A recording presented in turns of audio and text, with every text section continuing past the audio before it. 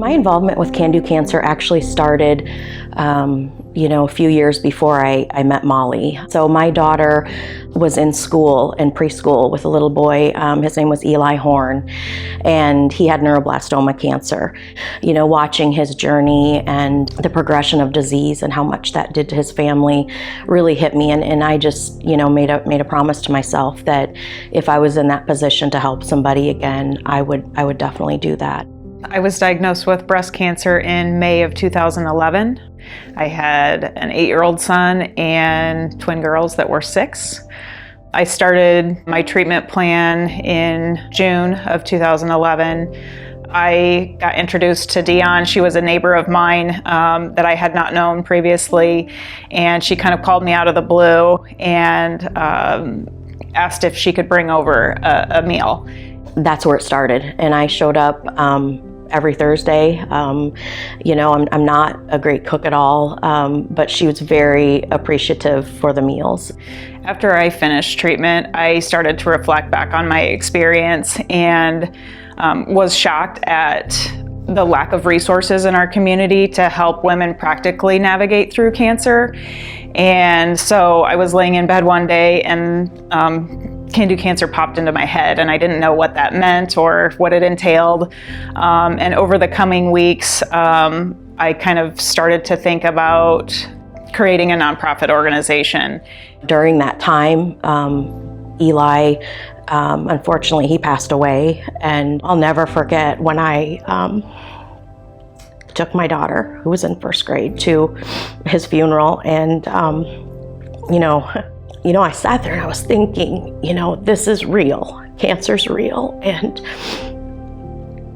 you need to help. You need to do whatever you can.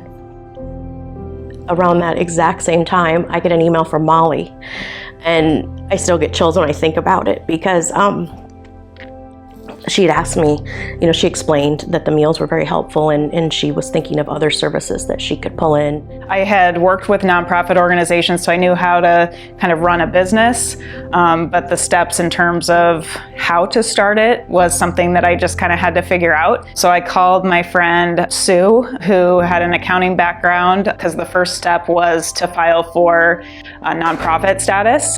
So Molly and I started working on filling out all the papers to become a nonprofit down in her basement office, and had no idea what we were doing, but this was something to be involved in from the beginning, and I knew it was going to help people in our own community. In 2012, we established Can Do Cancer, and the next step was for me to kind of assemble a board of directors. I wanted to create a diversified board so that any need that the organization had, hopefully someone on the board would be able to help with, so that we didn't have to spend money outsourcing anything.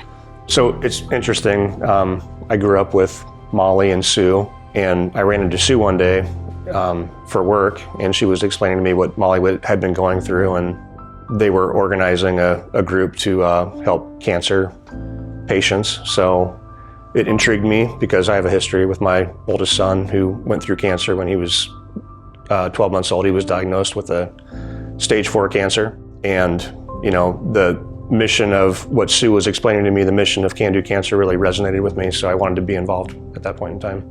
I was diagnosed with breast cancer at the age of 29. We were pretty new to the Ankeny community at that time, so our support network was limited to coworkers and just a few neighbors. Fast forward 6 years later, after my diagnosis, I learned of Molly's diagnosis. And I reached out to Molly and offered my support.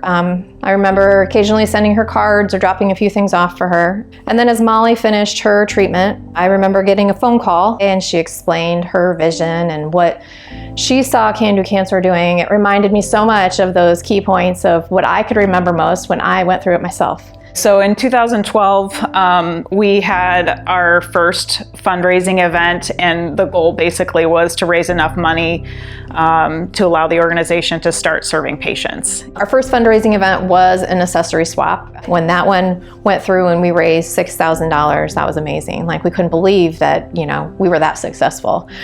And then after that event, we were trying to decide what would be logical for another fundraising idea that could maybe generate a little bit more.